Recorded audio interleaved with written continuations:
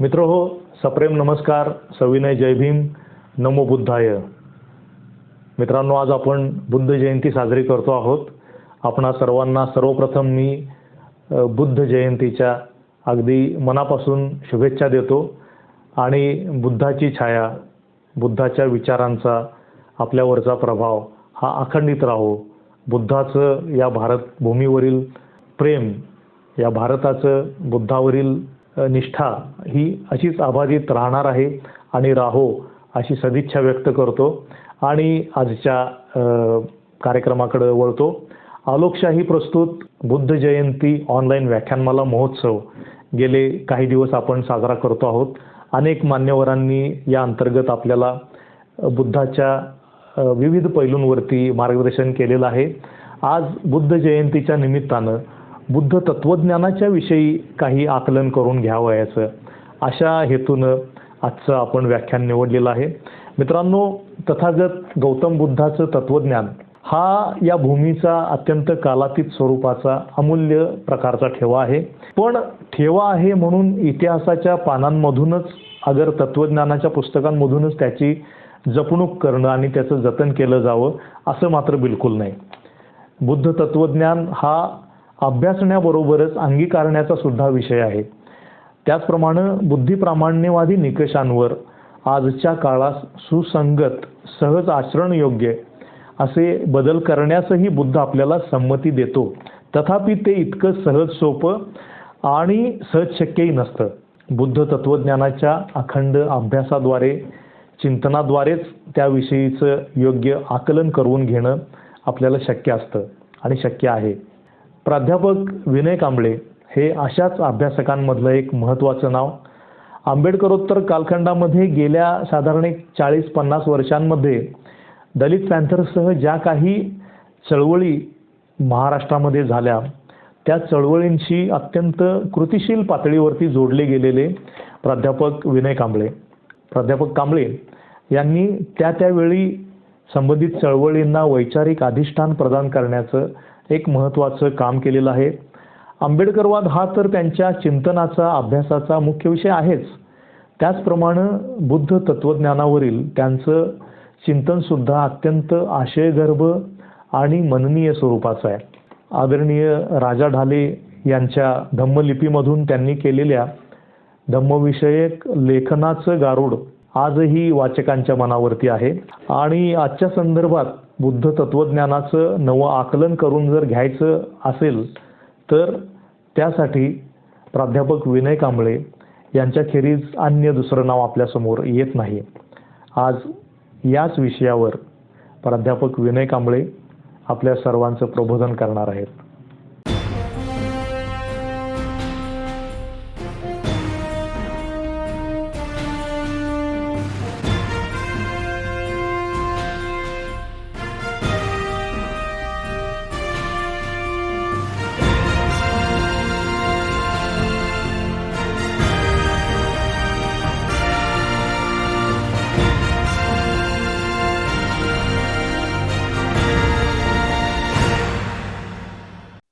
आज गौतम बुद्धांची जयंती. गौतम बुद्धांची जयंती आपण का साजरी करतो? 14 ऑक्टोबर 56 आपण धम्म स्वीकार केल्यानंतर त्या दिवसाला आपण धम्मक्रांती असं नाव दिलेलं आहे. 2,500 वर्षापूर्वी भारताच्या या भूमीत गौतम बुद्ध होऊन गेले आणि त्यांनी मांडलेलं तत्वज्ञान, त्यांनी मांडलेली शिकवण आणि त्यांनी दिलेलं मार्गदर्शन हे आज सुद्धा साऱ्या जगाला उपयोगी पडत आहे. आज सारं जग ज्या कोरोना महामारीनं त्रस्त झालेलं आहे, ज्या दुःखाच्या विषयी गौतम बुद्ध सतत 45 वर्ष बोलत राहिले, ते दुःख साऱ्या जगाला, मानव जातीला आज आपल्याला पाहायला मिळते.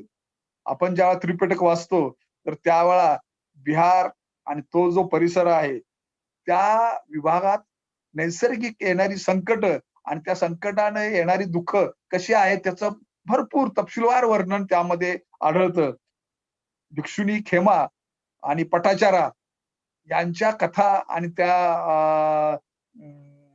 त्यांच्या कथा ऐकल्यानंतर, त्यांच्या एकूणच जीवन कथा ऐकल्यानंतर दुःख किती तीव्रतेनं आहे. आणि मग गौतम बुद्धांच्या तत्वज्ञानामध्ये दुःख सब्ब दुःखम हे जे आलेलं आहे तत्वज्ञान, ते का आलेलं आहे तर ते कळतं की मानवी जीवन हे कसं दुःखमय आहे, हेच यातून दाखवलेलं आहे. तर ह्या पटाचार्याच्या स्टोरीमध्ये त्या स्त्रीचा कुणी एक जवळचा नातेवाईक उरलेला नाही. तीच कंडिशन, तीच परिस्थिती आज आलेली आहे. आज सगळ्या जगामध्ये असं एकही कुटुंब नसेल की ज्यांच्या जवळचा मित्र, नातेवाईक, घटक ह्या कोरोनाने गेला.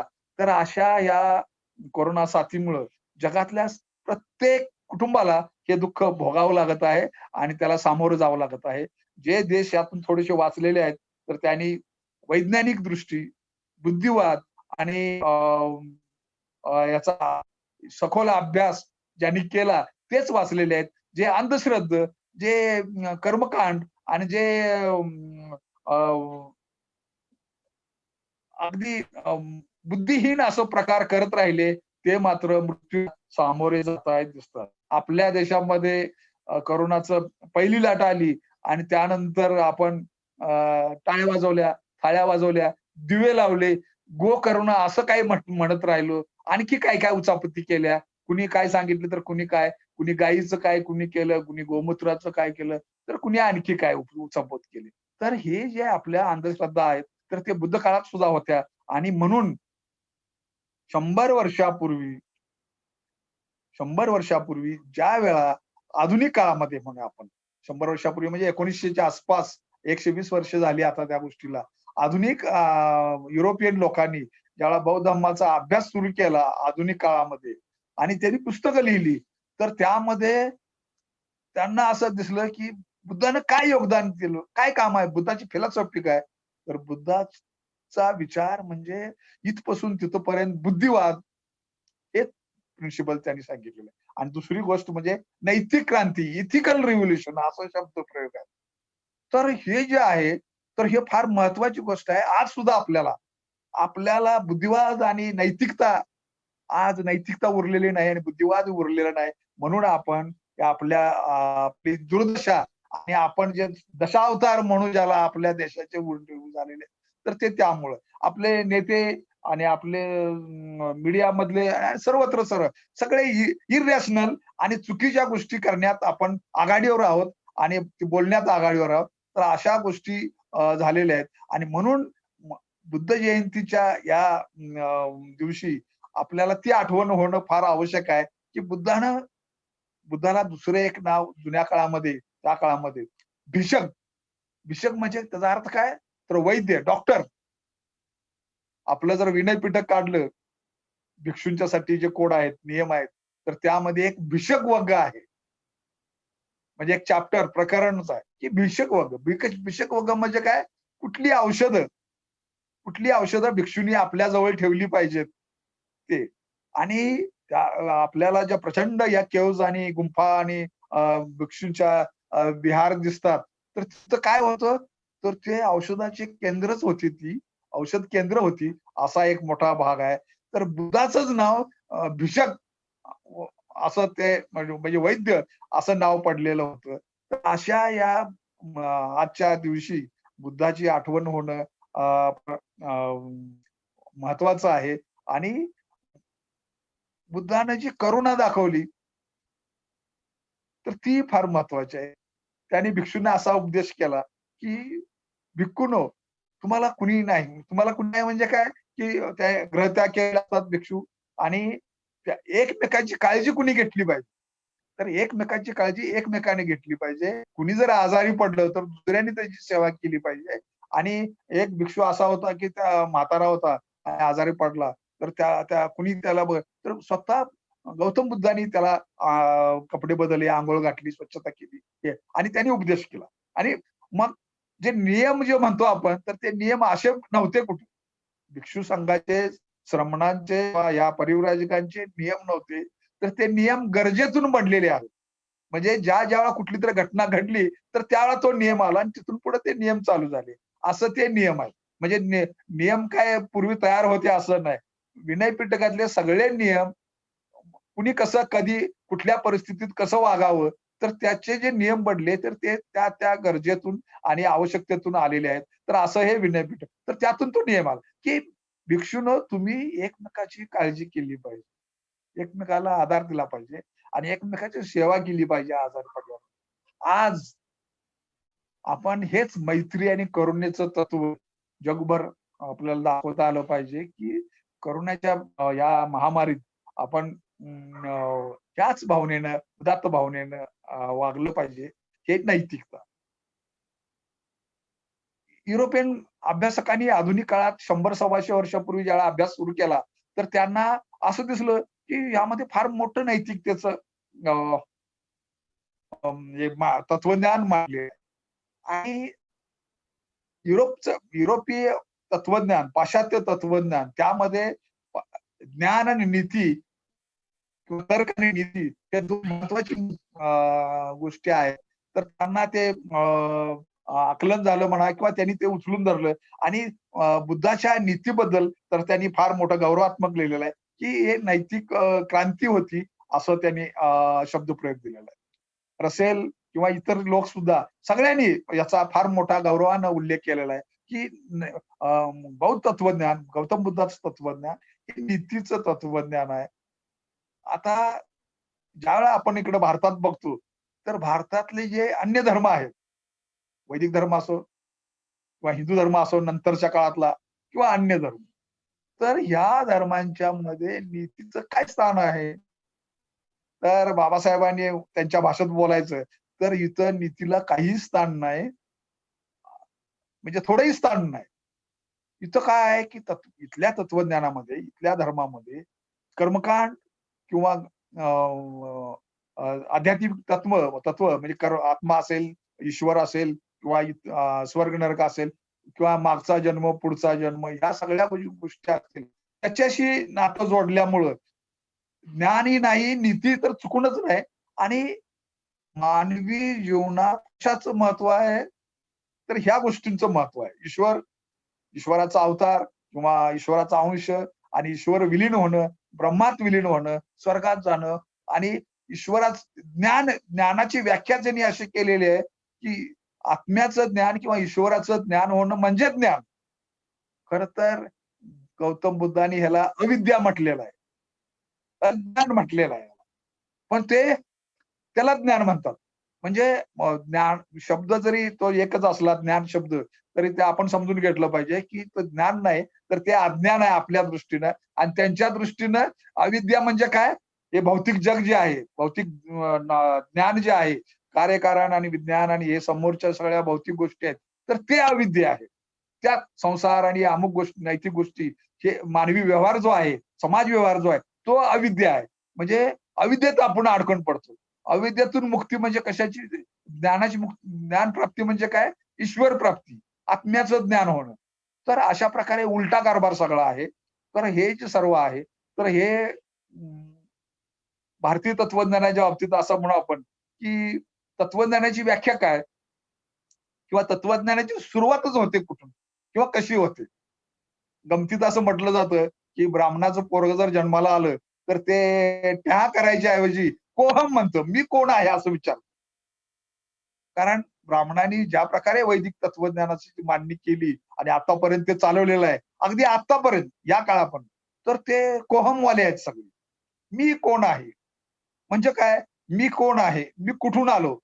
मी कुठं जाणार? मी यापूर्वी कुठं होतो? माझं काय होणार? मला हा जन्म कुणी दिला? वगैरे, वगैरे असले प्रश्न ते अध्यात्माचे करतात. आणि मग हे प्रश्न जे आहेत, त्याची उत्तर शोधताना मग ते कसं येतं, की मग अहम ब्रह्मास्मी, मी ब्रह्म आहे. मी ब्रह्माचा अंश आहे. मी म्हणजेच ब्रह्म. हे असं आता जी उत्तरं येतात. आता ही जी गंमत आहे सगळी, कोहम, मी कोण आहे? आता असा हा प्रश्न अ, निर्माण करणं आणि त्याचं ते उत्तर देणं आणि मग त्यातून ईश्वरवाद किंवा धार्मिकता किंवा आध्यात्मिकता, मॅथेमॅटिक्स ज्याला म्हणतात किंवा वस्तुमीमांसा किंवा सत्ताशास्त्र म्हणतात किंवा नीतिवाद हे सगळं निर्माण होतं. आणि याने असं म्हटलेलं आहे की जीवनाचा मानवी जीवनाचा अर्थ शोधणे. मानवी जीवनाचा अर्थ कशात शोधायचा? ईश्वरामध्ये, आत्म्यामध्ये, या ब्रह्मामध्ये, या अशा गोष्टींमध्ये. मानवी जीवनाचा जे लौकिक, भौतिक आणि जे दृष्टीला येणारे जग आहे त्यात शोधायचं नाही, तर ते त्यात शोधायचं अशा प्रकारे. तर जीवनाचा अर्थ शोधणे हे तत्वज्ञानाचं उद्दिष्ट. ईश्वराची प्राप्ती होणं म्हणजे जीवनाला अर्थ येतो अशा प्रकारे त्यांनी असं म्हटलेलं आहे. आणि मग आपल्याला सर्वांना माहितीच आहे नीती किंवा नशीब किंवा ब्रह्म किंवा ईश्वर आणि आत्मा, पुनर्जन्म या कल्पनांच्या हातातलं म्हणजे मानवाच्या मानगुटीवर ह्या कल्पना भूतासारख्या बसल्यावर त्या काळापासून आजपर्यंत या कल्पना माणूस त्यातून बाहेर पडायला तयार नाही. आणि तो तसाच दैववादी आणि परावलंबी पराभूत मनोवृत्तीचा असा बनलेला आहे. कारण तिथं बुद्धी आणि नीती या गोष्टींना स्थानच नाही. माणूस आणि देव यामध्ये नीतीचा संबंधच येतो. माणूस कसा वागतो, काय करतो त्याचा संबंध आहे. माणूस आणि देव. तर हे असं नातं असल्यामुळं जसं बुद्धाच्या ह्याच्यामध्ये दोन माणसातील संबंध, माणसातील व्यवहार, मूल्ये, त्याचं वर्तन, संबंध त्याचे. तर ह्याच्याशी त्याचा विचारच इथं नाही. इथं संबंध आहे तो अतीत मानवाच्या पलीकडची काहीतरी शक्ती, अलौकिक शक्ती, पारलौकिक शक्ती, सुप्रीम शक्ती. ही शक्ती कशी आहे? सर्वशक्तिमान, सर्वज्ञ, सर्वव्यापी अशी आहे. आता हे कुणी पाहिलं?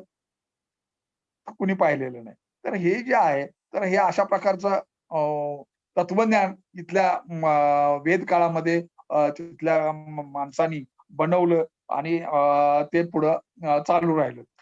तर हे जे आहे जीवनाचा अर्थ शोधणे.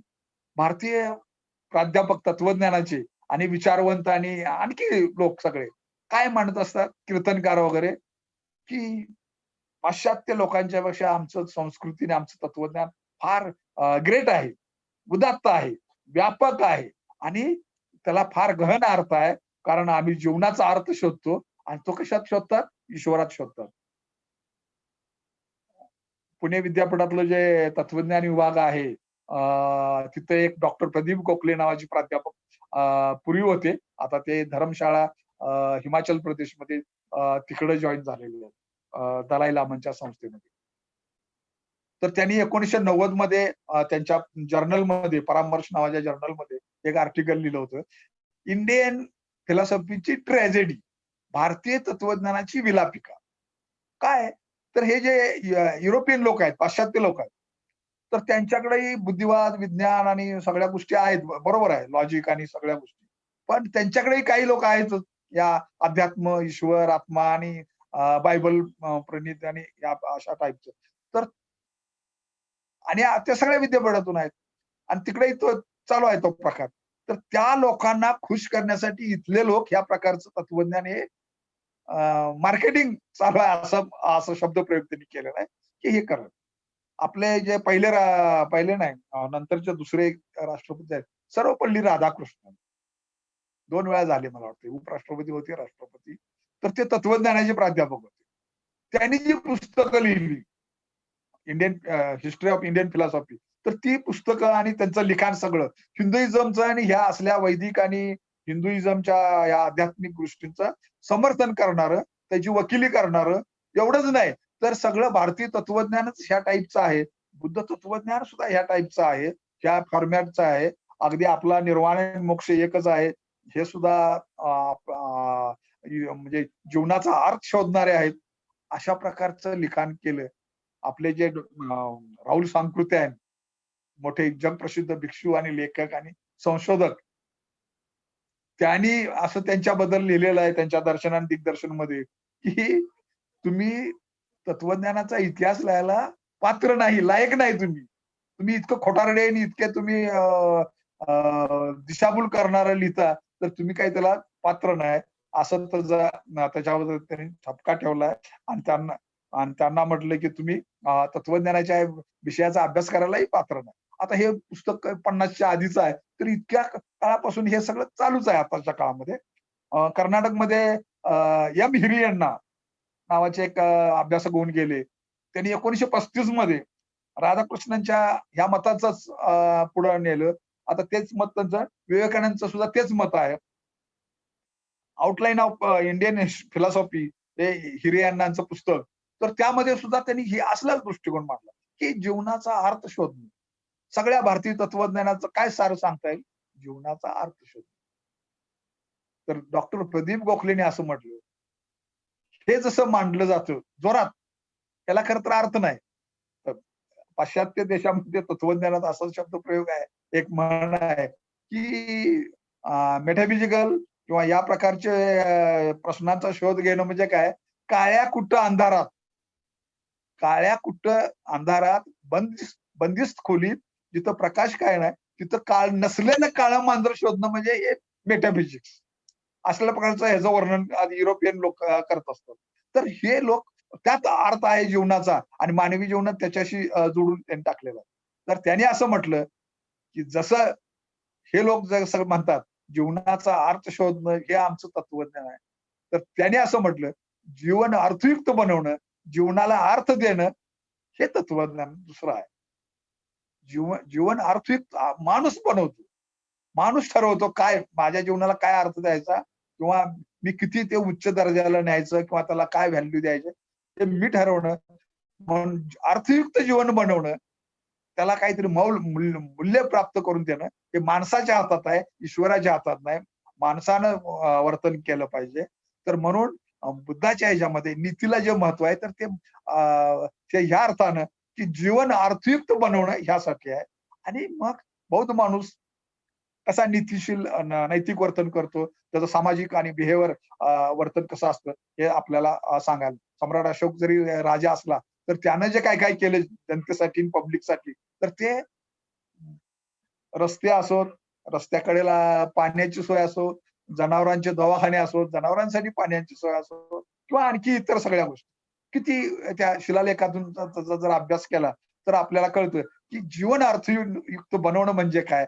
आणि जरी हिंदू लोक किंवा वैदिक लोक बुद्धाला नावं ठेवत असले, नास्तिक पाखंडी म्हणत असले आणि आणखी वेदविरोधी म्हणत असले, तरी बुद्धानं इसवी सन पूर्व 500 ते पुढचं 1500 वर्षे म्हणजे इसवी सन 1100 1000 पर्यंत 1500 वर्षे भारताची संस्कृती आणि भारताचं सगळंच जर ग्रंथ यांनी नष्ट केले सोडून द्या, पण विद्यापीठ, शिलालेख, केव्ज, पेंटिंग, मूर्त्या किती गोष्टी आहेत.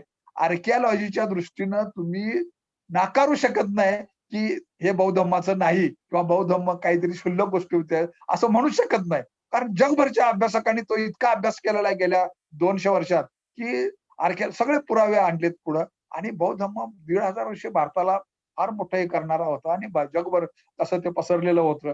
आणि म्हणून बौद्ध धर्म काहीतरी एखादी साधी गोष्ट होती असं आपल्याला म्हणता येणार नाही. कारण 1000 वर्षानंतर सुद्धा केव्ज आणि पेंटिंग आणि मूर्त्या बनत राहिल्या आणि व्यापार आणि व्यापारी लोक त्याच्याशी हे राहिले आणि त्याच माध्यमातून नॉलेज आणि आयुर्वेद, मेडिसिन सायन्स ते जगभर पसरलं हे असं आपल्याला दिसतं. तर हे जे आहे की भारतीय समाजावर किंवा जगात अनेक तत्वज्ञ झाले, तर त्यांच्यावर हा प्रभाव होता, की जीवन अर्थयुक्त बनवणे. तर त्याच्या उलटा जीवनाला अर्थयुक्त बनवणे माणसाच्या हातात आहे आणि माणूस कसा वागेल त्याच्यावर ते आणि मग ते आपलं जे येतं अत्तदीप भव. बुद्धाचं जे फेमस वाक्य आहे सगळे असतं. अत्तदीप भव. तुझा शिल्पकार तूच आहेस. तुझा निर्माता तूच आहे. तर हे या अर्थाने जी वाक्य आलेले आहेत, तर ही कुणी अज्ञात नीती किंवा शक्ती किंवा आणखी कुणीतरी माणसाला खेळण्यासारखा राबवतो असं नाही. तर माणूस स्वतः घडवतो आणि माणूस आता माणूस म्हटल्यानंतर काय म्हणतात त्याला आता जी एक म्हण आहे, माणूस चुकतो, सुधारतो, दुरुस्त होतो. तर तसा ही गोष्ट ह्या वैदिक आणि आध्यात्मिक फिलॉसॉफीमध्ये अनाया आहे. तर मानवी जीवन अर्थयुक्त बनवणे हेच तत्वज्ञानाची दुसरी व्याख्या बुद्धांनी केली किंवा त्या दृष्टीनं बुद्धाचं सगळं आहे असं आपल्याला म्हणता येईल किंवा असं आपण ठामपणे म्हणू शकतो. आता प्रश्न येतो की घोटाळा झालेला आहे कुठं? आपण आता ह्यासाठी बाबासाहेबांच्याकडे वळलं पाहिजे. बाबासाहेबांच्यावर का वळायला पाहिजे? बाबासाहेबांनी जे थोडक्यात आणि सोप्या ह्याच्यात ते लिहिलेलं आहे. तर बाबासाहेबांचा जो बुद्ध आणि धम्म ग्रंथ आहे. तर त्याची जी प्रस्तावना आहे. तर त्यामध्ये त्यांनी काय म्हटलेलं आहे, की गौतम बुद्धाचं जीवन आणि शिकवण समग्रपणे, सुसंगतपणे प्रस्तुत करणे एकदम कठीण काम आहे. जीवन आणि शिकवण सुसंगत आणि समग्रपणे निकायावर अवलंबून राहून बुद्धाच्या जीवनाविषयी संपूर्ण कथा सुसंगतपणे मांडायचा प्रयत्न केला तर ते किती कठीण काम आहे. म्हणजे होतच नाही ते, हे आपल्याला दिसतं. त्याच्या शिकवणुकीचा काही भाग सुसंगतपणे प्रस्तुत करणे त्याहून कठीण आहे. आणि जगात जेवढे धर्मसंस्थापक झाले, त्या सगळ्यांच्या मध्ये काहीतरी स्टोरी सांगावी, जीवनकथा सांगावी, हे शक्य नाही बुद्धाच्या बाबतीत. आता बाबासाहेब काय म्हणतात, की हे सगळं बरोबर असलं तरी सुद्धा ही समस्या गुंतागुंतीची आहे, गोंधळात टाकणारी असली तरी सुद्धा त्यासाठी काहीतरी केलं पाहिजे किंवा प्रयत्न केले पाहिजेत आणि तो प्रयत्न म्हणजे बाबासाहेबांनी हा केला. आता असं हे करता त्यांनी मग काय केलेलं आहे? त्यांनी काय म्हटलंय, की या समस्ये त्यांचं वाक्य वाचून दाखव. या समस्येचं निदान व्हावं, ही समस्या सोडवली जावी आणि बौद्ध धर्माच्या आकलनाचा मार्ग सुलभ व्हावा, हे आवश्यक नाही काय? जे बौद्ध आहेत, निदान त्यांनी तरी ह्या समस्येवर खुली चर्चा करावी आणि यावर जेवढा प्रकाश टाकता येईल, तेवढा टाकावा, असं बाबासाहेबांनी म्हटलं. आता आपण बौद्ध झालेलो आहोत. आपण काय केलं गेल्या 65 वर्षात? आपण ते निदान बुद्धांनी धम्मग्रंथ आहे, तो सुद्धा नीटपणे वाचला नाही किंवा समजून घेतला नाही आणि नंतर मग त्रिपिटक वगैरेचा तर प्रश्नच नाही. किती काम केलं त्याच्याबद्दल याच्या आता सांगायची गरज नाही. मी त्या प्रोजेक्टमध्ये थोडंसं काही काम केलेलं आहे, म्हणून ते मलाही माहीत आहे म्हणून मी बोलतो. आता गंमत कशी आहे, की बाबासाहेबांनी मग हे सांगण्याआधी आणखी एक गोष्ट तुम्हाला सांगावं लागेल, की 1900 च्या आसपास जे युरोपियन देश म्हणजे फ्रेंच असतील, जर्मन असतील, आणखी स्वीडिश असतील किंवा आणखी रशियन असतील, आणखी इतर असतील. तर तिथं मोठ्या प्रमाणात इकडे भारताबद्दलची उत्सुकता, इथलं जे नॉलेज म्हणजे इथलं धर्मग्रंथ काय नाव दिलं त्यांनी? सेक्रेड बुक्स ऑफ ईस्ट, पवित्र पुस्तकं. कारण होली बायबल त्यांचं होतं ना, तर त्यामुळे त्यांनी इकडल्या पुस्तकांना सुद्धा सेक्रेड बुक्स. मॅक्स मुल्लरची जी सीरीज आहे, तर त्याला तेच नाव आहे. सेक्रेड बुक्स ऑफ ईस्ट आणि मग त्यामध्ये गीता असेल, उपनिषद असतील, वेद असतील, हे सगळे असे ग्रंथ त्यांनी ट्रान्सलेशन केले. आणि मग भारतीय संस्कृतीचं वैशिष्ट्य काय? तर नॉलेज कधी होतं? तर फॉर्मॅट त्यांनी ते शोधून काढलं. आता भारतीय संस्कृतीच्या ह्याच्या फॉर्मॅटमध्ये वैदिक ह्याच्यामध्ये तर आपल्याला एक चांगलं माहित आहे, की चातुर्वर्ण्याची जी गोष्ट आहे, जी आयडिया आहे, ती ऋग्वेदात आहे. ऋग्वेदात चातुर्वर्ण ब्राह्मण, क्षत्रिय, वैश्य, शूद्र ते त्यांना कळालं त्या लोकांना. पुन्हा आश्रम व्यवस्था म्हणजे 1 ते 25, 26 ते 50, 51 ते 75 आणि 76 ते 100. पहिला ब्रह्मचर्य आश्रम, त्यावेळेला लग्न वगैरे नसतं. स्टुडंट असतो तो. ब्रह्मज्ञान शिकतो. शिकतो म्हणजे आत्ताचं शिक्षण नाही. ब्रह्मज्ञान. ऋषीकडे राहून ते कसं काय आत्मा कसा, ब्रह्म कसा आणि परलोक आणि अमुक-तमुक काय हे त्याचं सगळं काय शिकायचं तर ते. किंवा त्याच्या आधीचा असेल तर ते यज्ञ कसा करावा, मंत्र कसे म्हणावेत आणि काय करावं तर ते नॉलेज. हे ब्रह्मचर्य आश्रम. नंतर गृहस्थ आश्रम. तो आवश्यक आहे. कारण का, की जर तुम्ही लग्न केलं नाही, तर तुम्हाला संन्याशी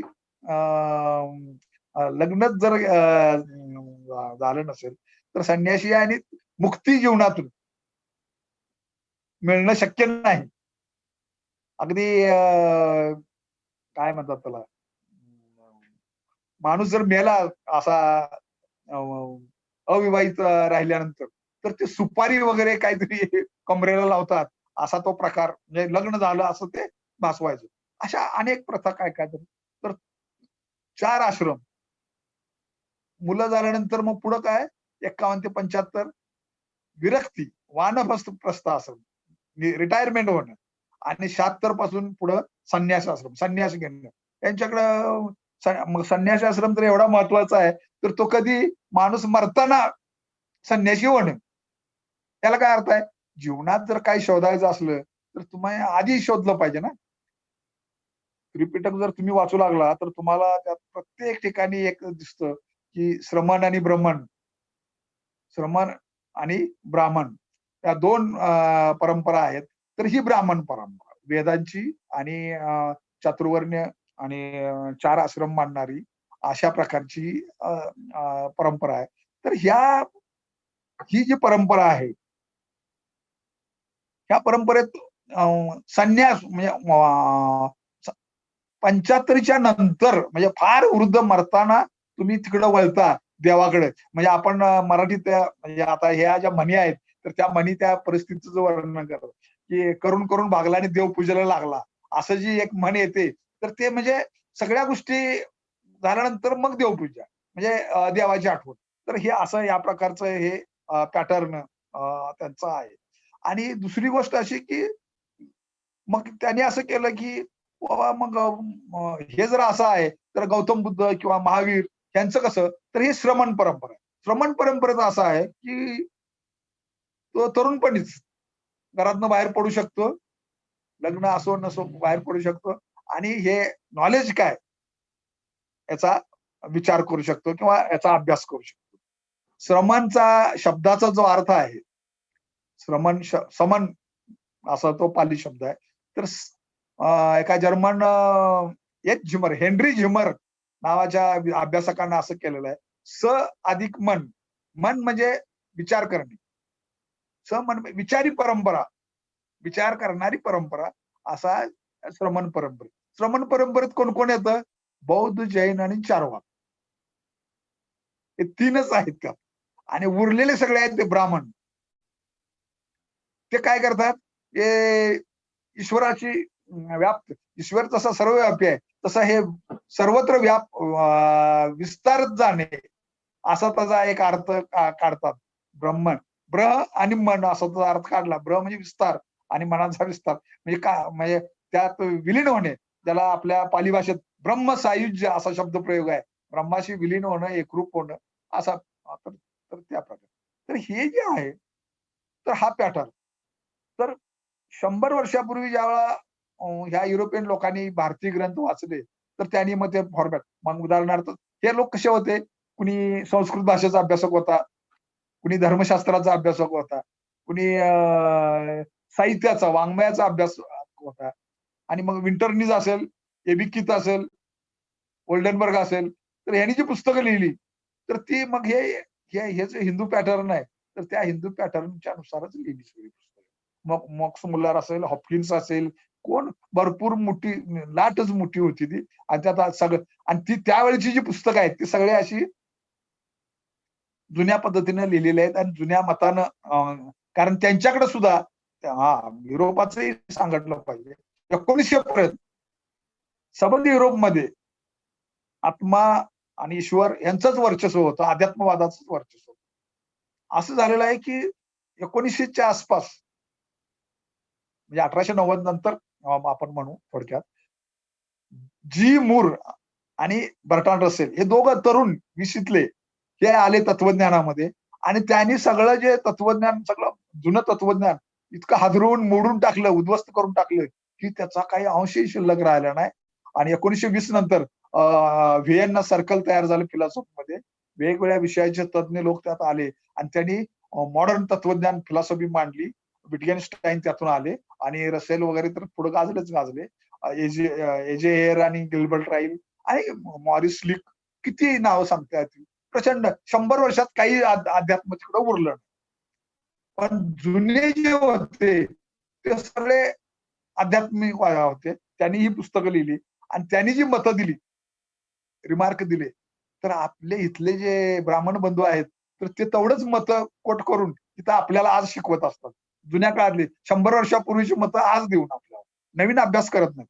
म्हणून बाबासाहेबांनी आपल्या ह्या पुस्तकात एक वाक्य दिलेलं आहे, की इतिहासाचे, वाङ्मयाचे आणि असे जे आकस्मिक अभ्यास करणारे जे लोक आहेत, तर ह्या लोकांचा बौद्ध धम्माचा अभ्यास नसतो आणि तरी सुद्धा ते बुद्धावर काहीतरी रिमार्क लिहित असतात. त्यांच्या मनात ज्या कल्पना असतात, ईश्वर, आत्मा आणि धर्मग्रंथ आणि चमत्कार आणि नाहीतर ते तिबेटच्या डोंगरात त्या एवढ्या उंच आणि दुर्गम प्रदेशात लामाच्या शोधाला किंवा तपश्चर्येचं काहीतरी करा शोधायला ते युरोपियन लोक तिथे गेले नसते पूर्वीपासून. आज अजूनही जातात. पूर्वी 1500 पासून तिकडे चालूच आहे ते तिकडे जाणं त्यांचं.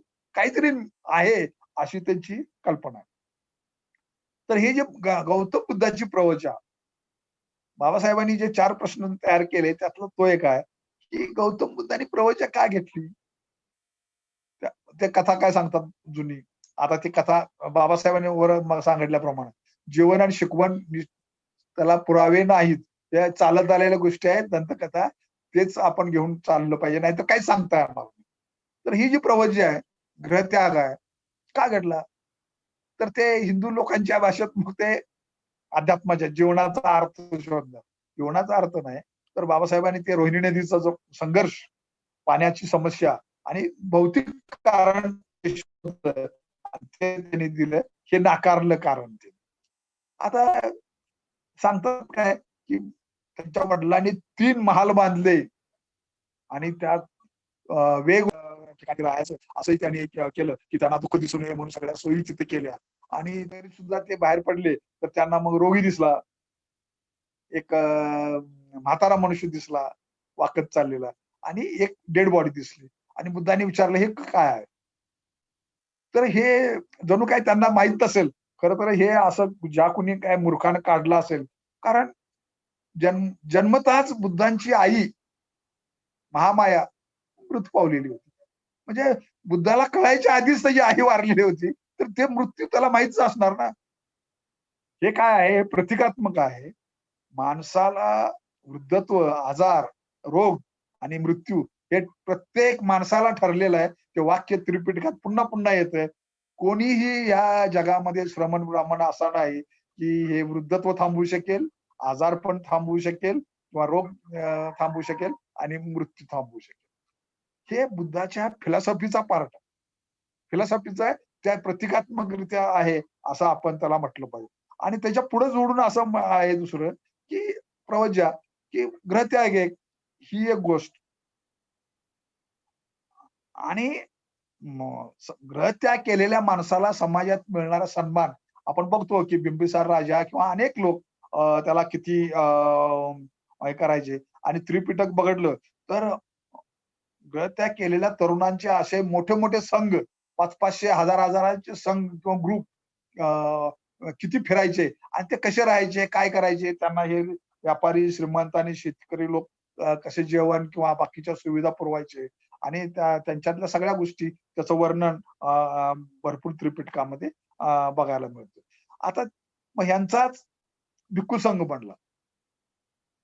बुद्धानं काय केलं असेल तर हे जे श्रमण होते, तर ह्यांना एक शिस्त लावली. त्यांना नियम बनवले. त्यांना एक आदर्श असं त्याचं एक स्ट्रक्चर संस्था बनवली आणि काय केलं, एक साधं सांगायचं उदाहरण, की तुम्ही जर त्रिपिटक वाचलं तर कथा कशी आहे, की बुद्ध कुठं गेले म्हणजे एका ठिकाणाहून दुसऱ्या ठिकाणी गेले, तर ते राहायचे कुठे? मग आता इमारती काय अशा आजच्या काळासारख्या बांधकाम एवढं प्रचंड हे नव्हतं. तर त्यामुळे सगळे गार्डनमध्ये किंवा झाडाखाली सगळे राहायचे. तर काय चाललेलं आहे तुमचं? विचारपूस कशी आहे? काय चालू आहे तुमचं? तर मग ते जे काही 40, 50, 100 लोक असतील, तर ते काय सांगणार? मग बुद्ध विचारतो, "काय चाललंय?" मग राजकथा, चोरकथा, भयकथा असं म्हणजे वेगवेगळ्या कथा. म्हणजे काय कुठल्या राज्यात, दुसऱ्या आजूबाजूच्या राज्यात कुठं काय अ, सत्ता परिवर्तन झालं, कुणी कुणाला काय केलं किंवा कोण नवीन आला, हे राजकथा. नंतर भयकथा, कोण माणूस प्रवासात आला तर त्याला काय भीती वाटली किंवा काय झालं, त्याला चोरांनी लुबाडलं, चोरकथा. हे असं सगळं ते कथा. अशा एक जर यादी काढली, तर 30-40 कथांची यादी आपल्याला ती बघायला मिळते. तुम्ही काय चर्चा करता? आणि मग असे इतके लोक असले तर त्यांचा आवाजही गोंगाटी भरपूर मग.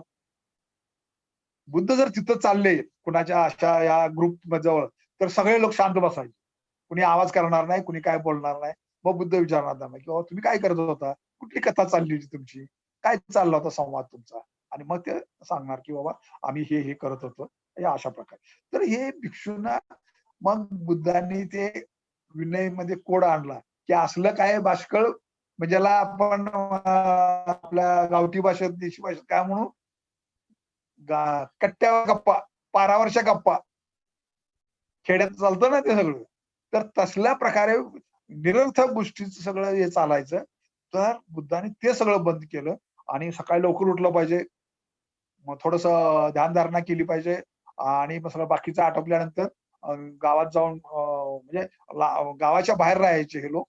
तर गावात जाऊन मग भिक्षा आणली पाहिजे. कारण लोक सुद्धा सकाळी 8च्या दरम्यान मग शेतात कामाला जायचे. तर ते संध्याकाळी यायचे. तर त्यामुळं सकाळच्या वेळेस ती भिक्षा आणणं आणि संध्याकाळी जायचं नाही. कारण संध्याकाळी अंधार असल्यामुळं रस्ते वगैरे नव्हते. तर त्यामुळं हे नियम त्यांनी बनवले. हे पुन्हा भिक्षा किती घ्यावी? 3च किंवा 4 घरातच भिक्षा घ्यावी.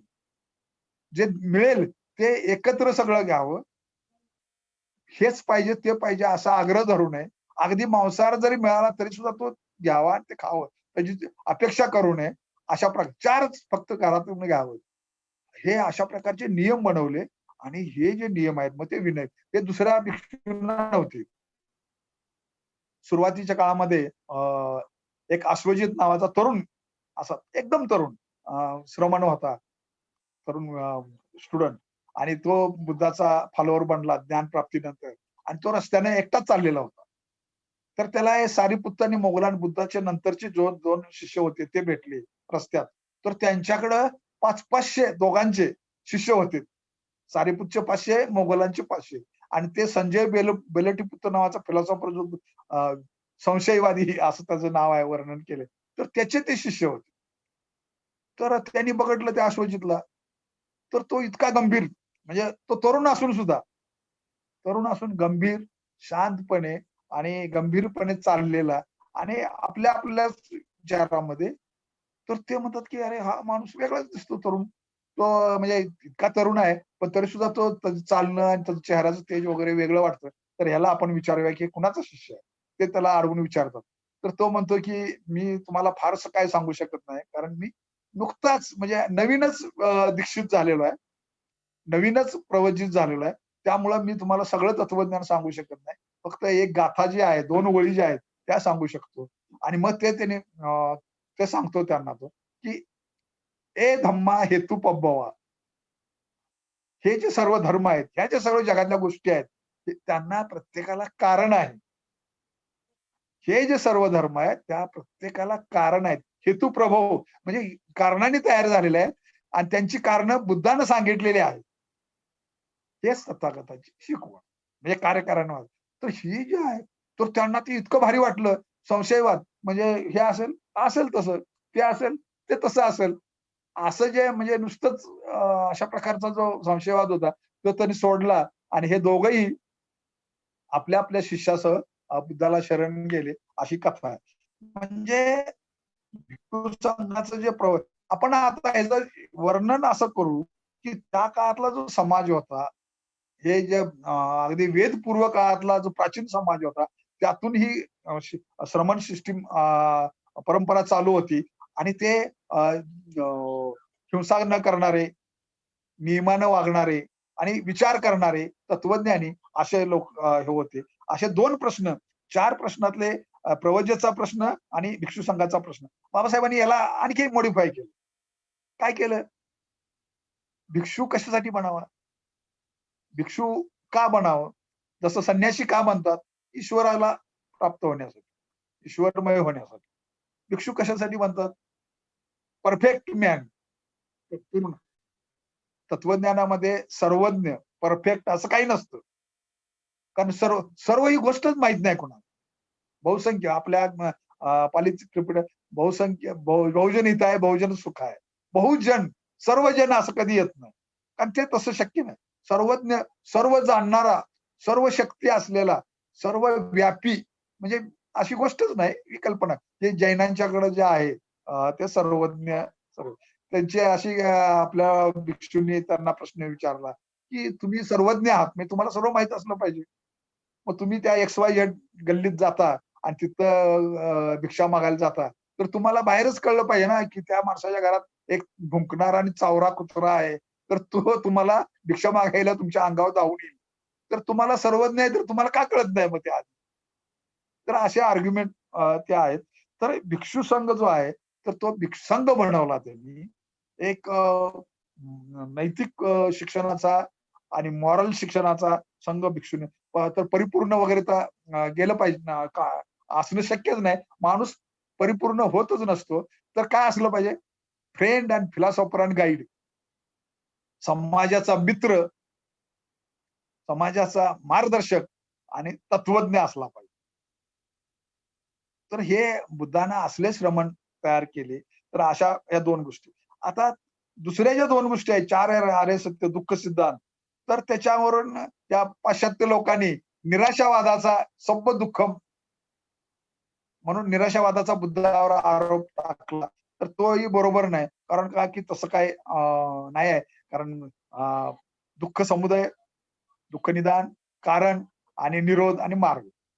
तर त्यात दुःख नष्ट करता येतं. मी ते अनुभवलेलं आहे आणि तो मार्ग हा आहे, हे बुद्धांनी सांगितलं आणि म्हणून मग निराशावादाचा बुद्ध उलट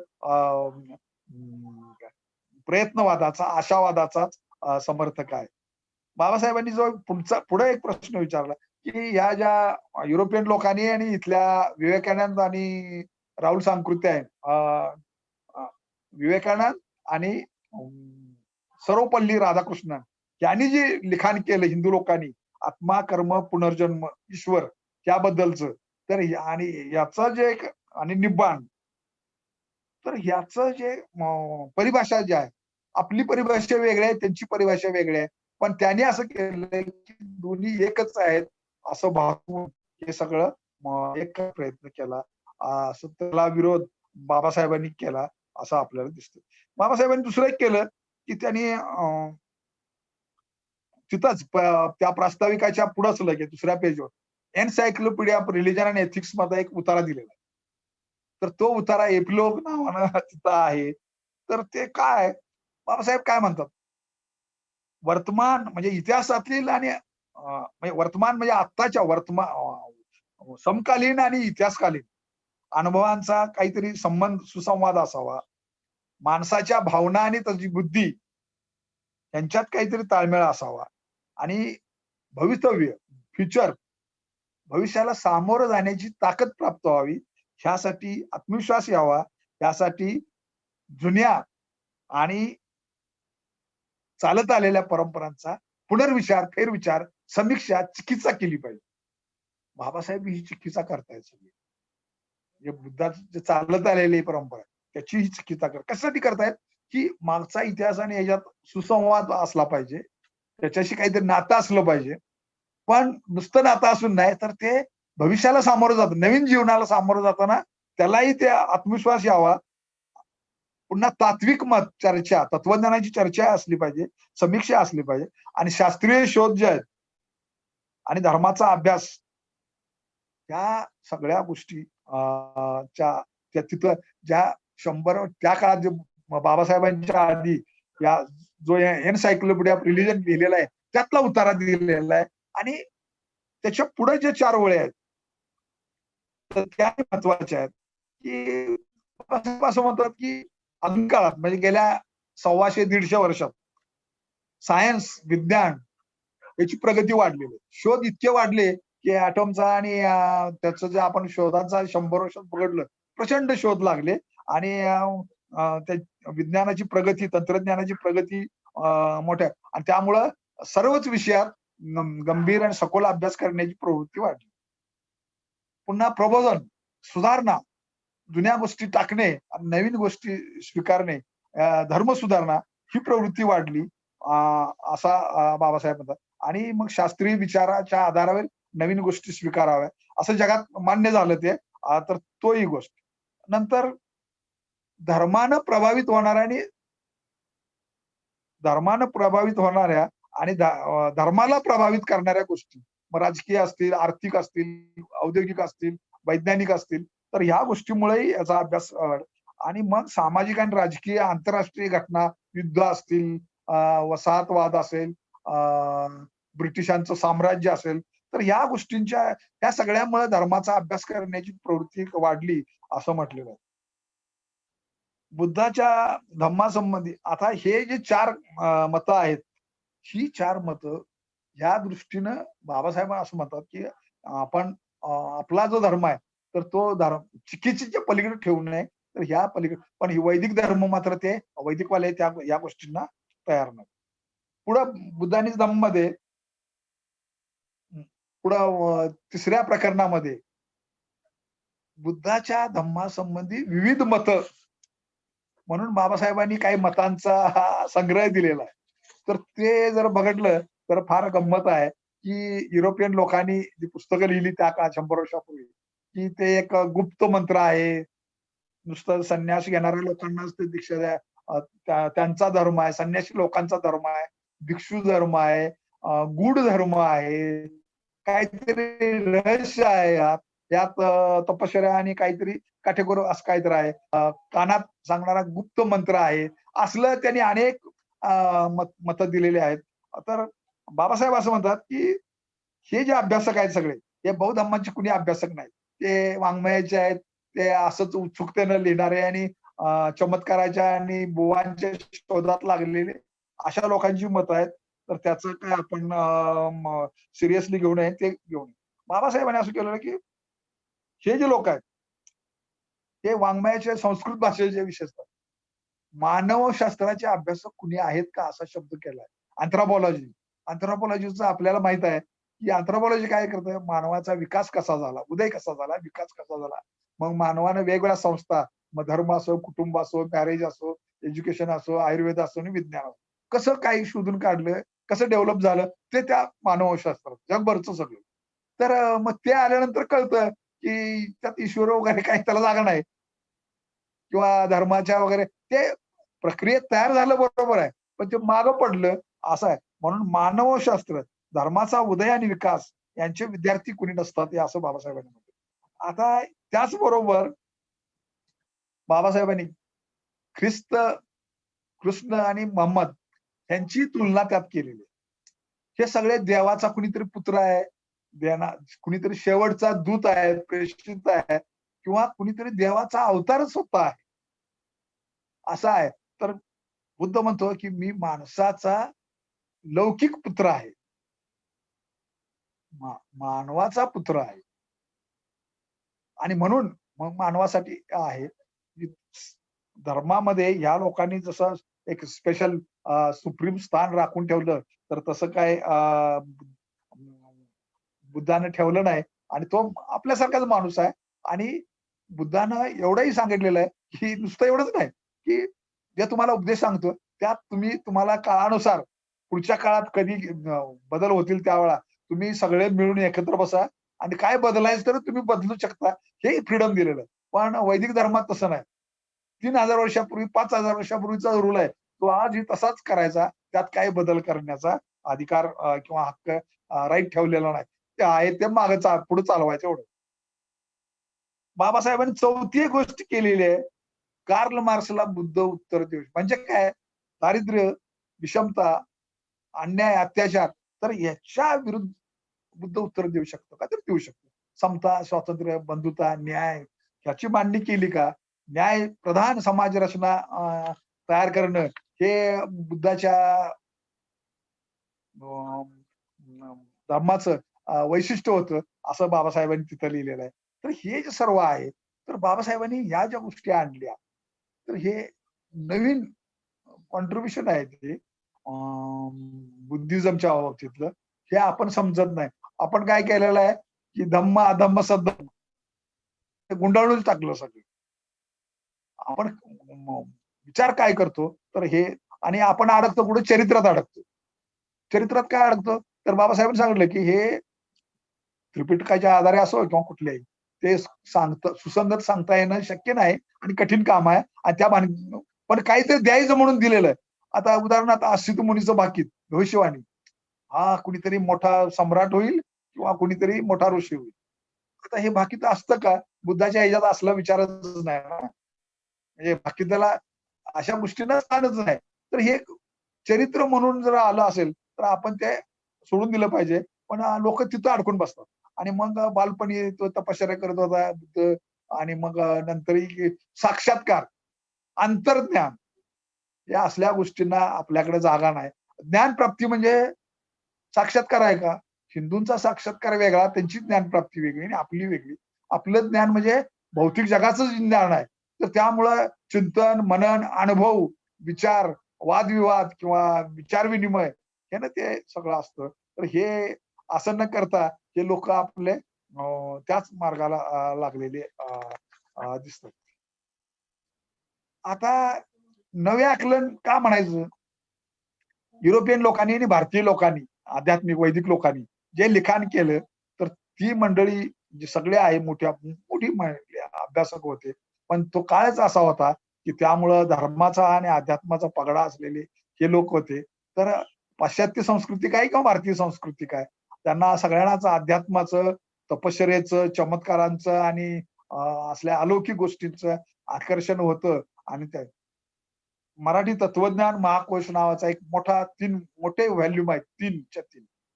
तर त्यामध्ये जे बुद्धाबद्दल जे लिहिलेलं आहे, तर ते फार गमतीशीर आहे. कारण ते जुन्या ब्राह्मणांनीच लिहिलेलं असल्यामुळं बुद्धानं काही तत्वज्ञान मांडलेलं नाही. बुद्धाला काय माहीत नव्हतं. असलं सगळं कितीतरी गोष्टी चुकीच्या गोष्टी त्यांनी लिहून ठेवलेल्या आहेत. म्हणून असं म्हटलं पाहिजे आपण, बुद्धाचा अभ्यास करताना आपण या आध्यात्मिक पाश्चात्यांचं आध्यात्मिक किंवा वैदिकांचं आध्यात्मिक किंवा हिंदूंचं आध्यात्मिक या दृष्टीनं आपण अभ्यास करू नये. बुद्धाचं बुद्धिस्ट दृष्टीनंच आपण अभ्यास केला तरच आपल्याला बुद्ध कळेल, अन्यथा कळणार नाही. ही एक त्यातली महत्वाची गोष्ट आहे. भारतीय तत्वज्ञानाची पुस्तकं जर आपण पाहिली तर तुम्ही प्रत्येक प्रकरणाला जे रेफरन्सची पुस्तकं दिलेली असतात, तर ती वाचून बघा किंवा ती काढून बघा आणि प्रस्तावनेच काढून बघा. प्रस्तावनेत ते लेखक असं म्हणतात, की हिंदू तत्वज्ञानाच्या सगळ्या शाखांचा अभ्यास मूळ ग्रंथानं केलेला आहे आणि बौद्ध धम्माच्या बाबतीत मात्र त्यांचं ते ज्ञान आखडलं जातं आणि ते काय म्हणतात, की मी ही 2-3 पुस्तकं वाचलेली आहेत, युरोपियन लोकांची. म्हणजे त्यांनी जे जुन्या काळात जे लिहिली, त्यांनी जे रिमार्क दिले, तर ते तसले रिमार्क द्यायसाठीच ते ओरिजिनल काय वाचत नाहीत, अभ्यास करत नाहीत. असा तो एक प्रकार आहे. राहुल सांकृत्य मोठे भिक्षू होऊन गेले. त्यांनी 100च्या वर पुस्तकं लिहिली. तिबेटला गेले अनेक वेळा आणि जगभरही पुस्तकंही भरपूर लिहिली. त्यांनी बाबासाहेबांनी जे बौद्ध धम्म स्वीकारला, तर त्यावेळचं जे वाक्य आहे, तर ते वाक्य फार महत्वाचं आहे. तर ते वाक्य असं आहे, बाबा साहेब ने वो खंबा गाड़ दिया है, जिसे अब कोई हिला नहीं सकता. 56 सालच्या धम्मक्रांतीचं वर्णन केलं. बाबासाहेब बुद्धाच्या बद्दल काय म्हणायचे? बुद्धानं त्या काळात सामाजिक क्रांतीच केली ती. क्रांती, प्रतिक्रांती बाबासाहेबांचं लिखाण आहे. बुद्धाबद्दल लिहिताना बाबासाहेब म्हणतात, की ती एक सामाजिक क्रांती होती आणि ब्राह्मणांनंतर प्रतिक्रांती केली. तर क्रांतीच होती ती. बाबासाहेबांनी 56ला जे केलं धम्मक्रांती ती क्रांतीच आहे. पुणे विद्यापीठातले राज्यशास्त्राचे प्राध्यापक सुहास पळशीकर, डॉक्टर सुहास पळशीकर आता रिटायर झालेत. त्यांनी एक आर्टिकल लिहिलेलं आहे मोठंच्या मोठं. त्यांनी म्हटलं, की धम्मक्रांती म्हणजे ही वैचारिक क्रांतीच आहे. वैचारिक क्रांतीच आहे. तर हे जे आहे वैचारिक क्रांती, तर हे आपण समजून घेतलं पाहिजे आणि त्या क्रांतीचं स्वरूप काय हे समजून न घेता नुसतंच मग भिक्षू काय सांगतील तेवढं जर ऐकलं तर त्यांचाही काय अभ्यास नसतो आणि त्यामुळे ते प्रॉब्लेम आहे.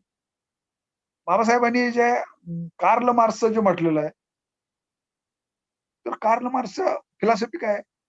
शोषण नष्ट करणं, वर्गयुद्ध करणं, रक्तपात, हिंसा आणि हुकुमशाही निर्माण म्हणजे हुकुमशाहीचं राज्य निर्माण करणं, कामगारांची हुकुमशाही आणणं. तर बाबासाहेबांनी आणि बुद्धालाही ते मान्य नव्हतं, बाबासाहेबांनाही मान्य नाही ते. आणि म्हणून कार्ल मार्क्सला उत्तर देणं, बुद्ध की कार्ल मार्क्स असा प्रश्न बाबासाहेबांनी विचारला आणि म्हणून त्यामध्ये बुद्धानिझममध्ये कार्ल मार्क्सला उत्तर देऊ शकतो का? असाही प्रश्न बाबासाहेबांनी निर्माण केलेला आहे.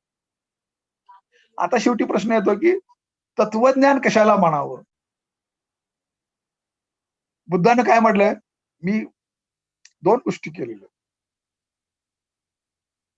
एक व्याकृत म्हणजे जे स्पष्टीकरण दिलेलं आहे, ज्याच्यावर उपदेश दिलेला आहे, ज्याचा उपदेश दिलेला आहे मी, ज्याचा अनुभव घेऊन कार्यकारण वगैरे सांगितलेलं आहे, त्या गोष्टी व्याकृत. आणि दुसरी गोष्ट अव्याकृत.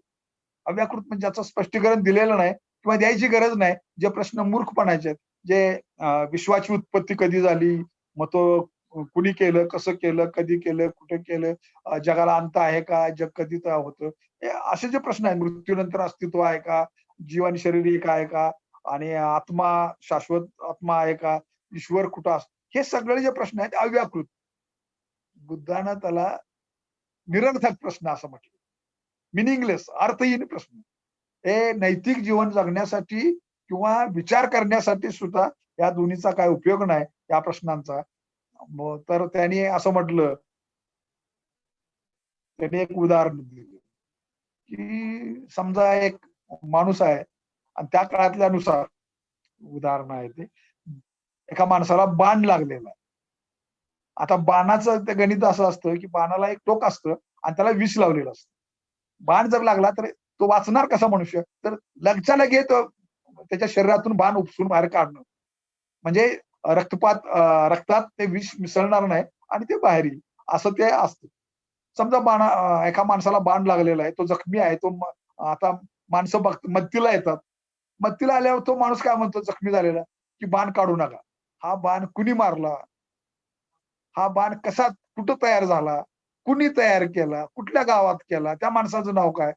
आता एवढ्या प्रश्नाची उत्तरं मिळेपर्यंत हा मरणार नाही इकडे तो. तसा बुद्ध म्हणतो, की विश्व कधी तयार झालं, कुणी तयार केलं, कसं झालं, काय-काय झालं, एवढ्याची उत्तर जर तुम्ही मागू लागला, तर तोपर्यंत तुमचं जीवनच संपून जाणार. म्हणजे या प्रश्नांची काही गरज नाही आणि जीवन जगण्यासाठी याचा काय उपयोग आहे? काहीच उपयोग होत नाही. ईश्वर जरी असला आणि नसला, तरी तुम्हाला त्याचा उपयोगच नाही का होत. जगण्यासाठी तुम्हालाच काम करावं लागतं. म्हणून जे मिलिंद प्रश्नमध्ये येतं डायलॉग मिलिंदला नागसेन विचारत, "राजा कसा आला?" "चालत आला."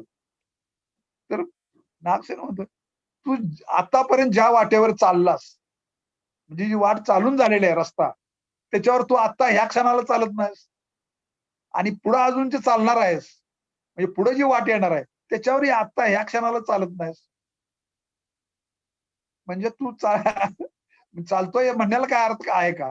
तर हा क्षण जो आहे, हे महत्वाचं आहे. पुढचं किंवा मागचं तुमचं काय सांगत राहिला, तर ह्या गोष्टींना काही अर्थ नाही. म्हणून दुःख आणि मग दुःख कसं आहे? दुःखाला कारण आहे. दुःखा दुःखा निदान म्हटलं त्याला. म्हणजे निदान शब्दप्रयोग जो आहे की नाही आता आयुर्वेदात किंवा मेडिकल सायन्समध्ये निदान म्हणजे डायग्नोज करणे. तर काय बुद्धानं डायग्नोज केलं, की दुःख आहे, दुःखाला कारण आहे. आणि मग ते हेतुपब्बवाद जे सांगितलं मी, तर ते दुःखाला कारण आहे. दुःख नष्ट करता येतं, दूर करता येतं आणि तो मार्ग. मग तो ती अवस्था मी अनुभवलेली आहे आणि मग सम्यक दृष्टी, संकल्प, वाणी, कर्म, आजीविका, व्यायाम, स्मृती, समाधी हा मार्ग केला. तर हे सगळं लौकिक जीवनातलं सगळं आहे. ईश्वराचा काही संबंध नाही, आत्म्याचा संबंध नाही, स्वर्ग-नरकाचा काही संबंध नाही. उलट त्या सगळ्या गोष्टी ज्या आहेत, त्या मिथ्या असा शब्दप्रयोग असा वापरलेला आहे. अविद्या असा शब्द वापरलेला आहे त्याला आणि म्हणून मग आपण असं एक आता शेवटी जाताना तत्वज्ञानाच्या बाबतीत काही 2 गोष्टी सांगायच्या आहेत मला. तर हे जे आहे सगळं बुद्ध तत्वज्ञान किंवा बाबासाहेबांनी मांडलेली मांडणी सगळी. तर ह्याला आपण काय म्हणू शकतो? सामाजिक तत्वज्ञान, सामाजिक तत्व, सोशल फिलॉसॉफी. तत्वज्ञानाचं जर तुम्ही डेफिनेशन काढले आणि तत्वज्ञानाचा अभ्यासाची पुस्तक काढली, तर त्याच्यात एक फॅकल्टी तयार झालेली आहे आता आधुनिक काळामध्ये, सोशल फिलॉसॉफी. पण युरोपमध्ये जर बघितलं तर ज्ञान आणि नीती, नीतीच्या विचारातच मग अगदी सॉक्रेटिस पासून किंवा प्लेटो अरिस्टॉटल पासून ते नीतीचा विचार आणि मग राज्यशास्त्र आणि अर्थशास्त्र सगळं त्यात येतं. तर हे तसंच आपल्याकडे हे सामाजिक तत्वज्ञान आहे. बाबासाहेब जे मांडतायत ते सामाजिक तत्वज्ञान मांडतायत. आ बुद्ध जो मांडतो ते सामाजिक तत्वज्ञानच आहे. त्यात आध्यात्मिक, धार्मिक आणि चमत्कारिक आणि चमत्कार आणि स्पिरिच्युअलिस्ट अशा गोष्टींना काही जागा नाही. हे सामाजिक सोशल फिलॉसॉफी आहे. आणखी ते इतक्या दुसऱ्या कारणासाठी एक महत्वाचं आहे. बुद्धाला अवैदिक, वेद न मानणारा, वेद विरोधक. वेद विरोधक म्हणजे काय? तर ते आपल्याला नीट समजलेलं नाही. समजलेलं नाही. ते काय म्हणतात चालूगिरी जेव्हा करायची असते, फसवेगिरी, तर त्यावेळेला त्या गडबडीत वेद विरोधक एवढंच. तर वेद म्हणजे काय? वेद, यज्ञ, मंत्र आणि ब्राह्मण. वेदात काय आहे? मंत्र आहेत. मंत्र कोण म्हणतो? तो म्हणण्याचा अधिकार फक्त ब्राह्मणांना आहे आणि मंत्र म्हटल्यावर देव सुद्धा येतात आणि त्या मंत्राधीन देव आहेत आणि ब्राह्मण मग काय पाहिजे ते विचारतात. हे सगळं ब्राह्मणाच्या मर्यादित आहे आणि मग चातुर्वर्ण्य जे आहे, ब्राह्मण, क्षत्रिय, वैश्य, शूद्र, त्यात ब्राह्मण श्रेष्ठ. तर जातीव्यवस्थेचं समर्थन आहे ना हे इनडायरेक्टली. वेद प्रामाण्य म्हणजे काय? जातीवर जाती प्रामाण्य. मग विषमता, भेदभाव, गुलामगिरी ह्याचंच समर्थन करतायत ना हे. मग तुम्ही तत्वज्ञान सांगताय का सामाजिक सांगायला? मग जेव्हा सामाजिक तत्वज्ञान ज्यावेळेला आपण म्हणू, तर त्यावेळेला विषमतेच्या बाबतीत हे चालत नाही.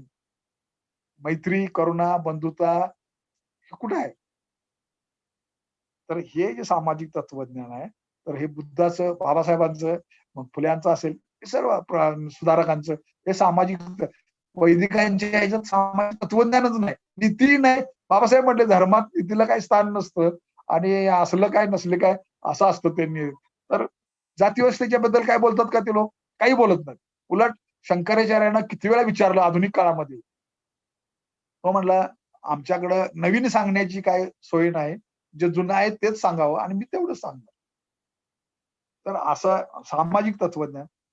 वैदिक फिलॉसॉफी म्हणजे विषमतेची, जातीची, ब्राह्मण श्रेष्ठत्वाची आणि गुलामीची आणि जुन्या गोष्टीचे समर्थक असं ते आपण म्हणू शकतो. आपण असं म्हणू शकतो, की पाश्चात्य तत्वज्ञान हे सामाजिक तत्वज्ञानच असल्यासारखं आहे आणि भारतातलं बुद्ध तत्वज्ञान तेवढंच सामाजिक आहे. कॉन्स्टिट्यूशन नंतर, स्वातंत्र्य मिळाल्यानंतर सामाजिक तत्वज्ञान हेच इथं महत्वाचं आहे. आध्यात्मिक तत्वज्ञान महत्वाचं नाही. तुम्ही काय तुमचा धर्म, देव आणि काय असेल चमत्कार ते बंद खोलीत आणि घरात तुमचं तुम्ही करायचं. बाहेर दुसऱ्या नागरिकाला काय त्रास होईल किंवा त्याला व्यत्यय येईल असं काही करायचं नाही. अशा प्रकारचं हे सामाजिक तत्वज्ञान आहे आणि म्हणून हे सामाजिक तत्वज्ञान आपल्या कोल्हापूरचे जरा दाभोळे यांनी जे काय थिसिस लिहिला, तर त्यांनी त्यांच्या प्रत्येक थिसिसच्या चॅप्टरमध्ये बाबासाहेबांचं हे चुकीचं, चुकीचं, चुकीचं असं सगळे एक लाईन मार्क. पण कारण हे तत्वज्ञानात बसत नाही. बाबासाहेब तत्वज्ञान अरे ते सामाजिक तत्वज्ञ होते ना बाबा फिलॉसॉफर. लोकशाही, समाज सुधारणा हे बंधुत्व हे काय आहे? सामाजिक सुधारणेचाच भाग आहे. नीती बाबासाहेबांसारखा नैतिक माणूस कोण होता का? तर नव्हता ना. सामाजिक आणि म्हणून म्हणूया शेकडो वर्षे किंवा हजारो वर्षे तत्वज्ञान हे आध्यात्मिक तत्वज्ञान, स्पिरिच्युअल तत्वज्ञान किंवा चमत्कार किंवा आणखी असं मेटाफिजिकल तत्वज्ञान म्हणून तत्वज्ञानाचं जे स्वरूप राहिलं. पण गेल्या 100 वर्षात ते सगळं बदललेलं आहे आणि आज तत्वज्ञान म्हणजे 100% सोशल फिलॉसॉफी झालेली आहे. हे समजून घेतलं पाहिजे आपण आणि मग तिथं ह्या गोष्टींना काही काडीचं जागा नाही, काडीचं स्थान नाही. तरी सुद्धा आमचा शंकराचं तत्वज्ञान फार मोठं, आमचा शंकर जगात मोठा. काही मोठा नाही, काही त्याचा उपयोग नाही. जग हे दिसणारं जग माया आहे, भ्रम आहे, मिथ्या आहे, मृगजळ आहे, असं सांगणारं तत्वज्ञान त्यात काय असणार आहे? आणि म्हणून मग शेवटी एक शेवटचा मुद्दा एक सांगून थांबतो, की आधुनिक तत्वज्ञान जे आहे जगामध्ये आजचं त्याला विश्लेषणवादी, भाषा विश्लेषणवाद असं आपण त्याला म्हणू शकतो. तर विटगेनस्टाईन आणि व्हिएन्ना सर्कल आणि इतर एजेयर वगैरे सगळे जे होते लोक अनुभववादी आणि प्रत्यक्षतावादी. बुद्ध अनुभववादी होता, प्रत्यक्षवादी होता आणि विश्लेषणवादी होता. बुद्धानं सरळ म्हटलेलं आहे, की मी विभज्यवादी आहे. एखाद्या प्रश्नाचं उत्तर द्यायचं, विभाजन करायचं. बारीक, बारीक, बारीक, बारीक शेवटच्या टोकापर्यंत जायचं. विभाजन. बुद्धानं काय म्हटलं? एखाद्या प्रश्नाचं उत्तर कसं देता येईल? हो किंवा नाही. एकांशिक म्हणजे ह्या बाजूने किंवा त्या बाजूने. दुसरं प्रतिप्रश्न विचारून, काउंटर प्रश्न. तिसरं विश्लेषण करून आणि चौथं मौन. त्याच्याबद्दल काही बोलायचं नाही. भाषेचा वापर करायचा. बुद्धानं ईश्वर, आत्मा, स्वर्ग, कर्म या असल्या गोष्टीबद्दल मौन बाळगलं आणि त्याला अव्याकृत म्हटले. तर हे जे लॉजिक आहे बुद्धाचं, तर ते लॉजिकही आपण समजून घेतलं पाहिजे. आणि आधुनिक विश्लेषणवाद आहे, तर त्याच टाईपचं बुद्धाचंही तत्वज्ञान होतं. आधुनिक काळातला 1950च्या काळातला इंग्लंडमधला गिल्बर्ट राईट नावाचा फार मोठा फिलॉसॉफर होऊन गेला. त्याने कन्सेप्ट ऑफ माइंड नावाचं पुस्तक लिहिलंय. गाजलेलं पुस्तक आहे त्याचं. मुंबईतला आपला एक प्राध्यापक इंग्लंडला शिकायला गेला होता. त्यानं ते अनुभव दिलेला आहे, की तो असं म्हणतो, की मिलिंद प्रश्नचे डायलॉग आहेत, मिलिंद आणि नागसेन. ते वाचल्यानंतर गिल्बर्ट राईला असं म्हटले, की हे लोक आमच्यापेक्षाही फार भारी होऊन गेले. म्हणजे आजच्या काळामध्ये गिल्बर्ट राईल आणि व्हिएन्ना सर्कल यांना सगळा युरोप घाबरतो किंवा त्यांच्या फिलॉसॉफीला. तर त्यांनी प्रतिक्रिया अशी द्यावी, की हे लोक आमच्यापेक्षाही भारी होते. आमच्यापेक्षाही फार म्हणजे सूक्ष्म विचार करणारे होते. तर अशा प्रकारे अव्याकृत, व्याकृत, अव्याकृत आणि मिनिंगलेस असं जे मांडलेलं आहे बुद्धांनी आणि अनुभववाद, प्रत्यक्षतावाद, तर ह्या गोष्टींचा आपण अभ्यास केला पाहिजे. आणि केवळ ते बाबासाहेबांनी जे मांडलेलं आहे सगळं चांगलं आहे. सोशल फिलॉसॉफी आहे. दुसरा चॅप्टर जो आहे तर त्यामध्ये काय म्हणू आपण, समाजातल्या सर्व स्तरातले लोक, अगदी वेश्या, गणिका किंवा चोर किंवा गुन्हेगार किंवा अस्पृश्य किंवा शूद्र, त्यांना सुद्धा दीक्षा बुद्धानं दिली. असं ते एक चित्र, म्हणजे सर्व प्रकारचे समाजातले घटक आहेत. बुद्धिझम मध्ये प्रवेश आहे. जिथं हिंदू धर्मामध्ये सगळा ज्ञान आहे, तर तिथं ते सर्व प्रवेश आहे. तर असं हे जे बुद्धाचं तत्वज्ञान आहे, ते फार अभ्यास करण्यासारखं आहे आणि हे फार सूक्ष्म अभ्यास. त्यासाठी काय पाहिजे? प्राचीन भारतीय संस्कृतीचा आणि इतिहासाचा अभ्यास पाहिजे. तत्वज्ञानाचा अभ्यास पाहिजे. युरोपीय जुनं तत्वज्ञान आणि नवीन तत्वज्ञान ह्यांचा अभ्यास पाहिजे. अनेक गोष्टीचा अभ्यास असला तरच हे आपल्याला बुद्धाचं तत्वज्ञान नीटपणे कळू शकेल.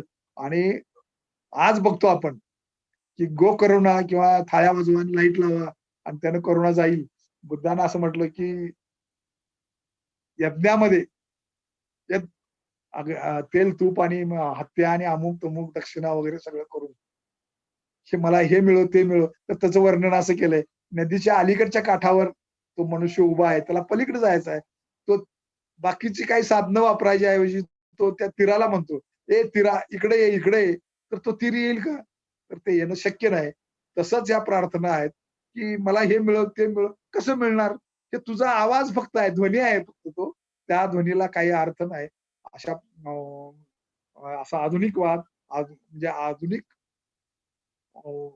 आधुनिक काळातले जे विचार आहेत, तर ते बुद्धांनी 2500 वर्षापूर्वी मांडले. पण हे युरोपियन लोक आहेत, तर त्यांनी मात्र एबिक्यूतनं असं म्हटलं, की त्या काळात काय बुद्धाच्या काळात विज्ञान आजच्या सारखं डेव्हलप झालं नव्हतं. त्यामुळे वैज्ञानिक दृष्टिकोन असं म्हणता येणार नाही. अरे बाबा, विज्ञान म्हणजे काय टेक्नॉलॉजीचा प्रश्न नाही. आयुर्वेद किंवा इतर गोष्टी या सगळ्या विज्ञानाचाच पार्ट आहे. तर त्या काळात जीवक जो आहे, त्याने ब्रेनचं ऑपरेशन केलं किंवा आणखी इतर गोष्टी सगळ्या गोष्टी आहेत. तर ते मेडिसिन सायन्स, तर ते विज्ञानाचाच भाग आहे. धातू विज्ञान वगैरे. तर हे जे सगळं आहे, विज्ञानच होतं, खगोल विज्ञान वगैरे. तर त्या गोष्टी बुद्धांचा सांगितलेल्या आहेत. बुद्धानं असं म्हटलेलं आहे, की समुद्राच्या एका काठावर एक पाय आणि दुसऱ्या काठावर दुसरं पाय, म्हणजे एक समजा असं म्हणू आपण की एक 3,000 ते 5,000 किलोमीटर अंतर, एवढ्या अंतराचं एक पाऊल आणि एका क्षणामध्ये एक पाऊल टाकणे आणि असं आपण आयुष्यभर न थांबता, न विश्रांती घेता, न झोपता आपण चालत राहिलो तर ह्या विश्वात कुठं पोहोचू शकू का?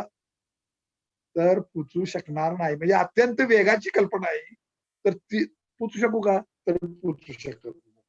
दुसरं आहे की हे जे चंद्र सूर्य दिसतात, आपल्याला डोळ्यांनी दिसतात. आपल्या मागच्या अनेक पिढ्यांनी हे चंद्र सूर्य बघितलेले आहेत, तारे बघितले. पण तिथपर्यंत जाण्याचा मार्ग आपल्याला माहित आहे का? तर माहित नाही. आणि आपण जो ईश्वर, जो आत्मा कुणी पाहिलेला नाही, बघितलेला नाही, कुणी दिसला नाही कुणाला, कुठं भेटण्याची शक्यता नाही. तर ते मात्र शोधायला आपण फिरतो आणि त्याच्या मागे जातो आणि आपलं जीवन निरर्थक करतो. तर त्याचा काही उपयोग नाही. आपण जे जीवन आहे तेच सार्थक लावलं पाहिजे. आणि नैतिक जीवन जे आहे माणसा-माणसाचे संबंध म्हणजेच नीती आणि निब्बाण म्हणजे काय? आरोग्यमय, निरोगी जीवन, आरोग्यमय जीवन, नैतिक जीवन ही निभावण्याची व्याख्या केलेली आहे. तर त्या टाईपचं आपण जगलं पाहिजे आणि विशेषतः आजच्या या कोरोनाच्या महामारीच्या काळात आपण नैतिक जीवन आणि करुणेचा, दुसऱ्याचा, अन्य माणसाचा विचार केला पाहिजे. तरच आपण सर्वच जण सुखी होऊ. असं मी थांबतो आणि मला बोलायची संधी मिळाल्याबद्दल धन्यवाद.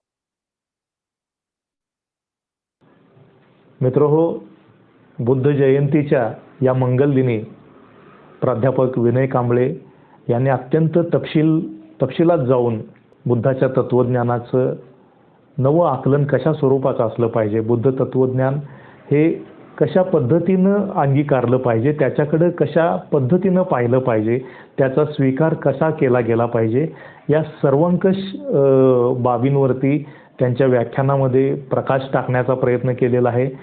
मला आशा आहे की हे व्याख्यान आपल्याला आवडलं असेल आणि अशीच व्याख्यानं घेऊन आम्ही आपल्यासमोर येणार आहोत. त्यासाठी पाहत रहा आलोकशाही. आपल्याला ही व्याख्यानं आवडत असतील, माझं चॅनल आवडत असेल तर जरूर लाईक करा, सबस्क्राईब करा, शेअर करा. नोटिफिकेशनसाठी बेल आयकॉन प्रेस करायला विसरू नका. धन्यवाद. जय भीम. नमो बुद्धाय.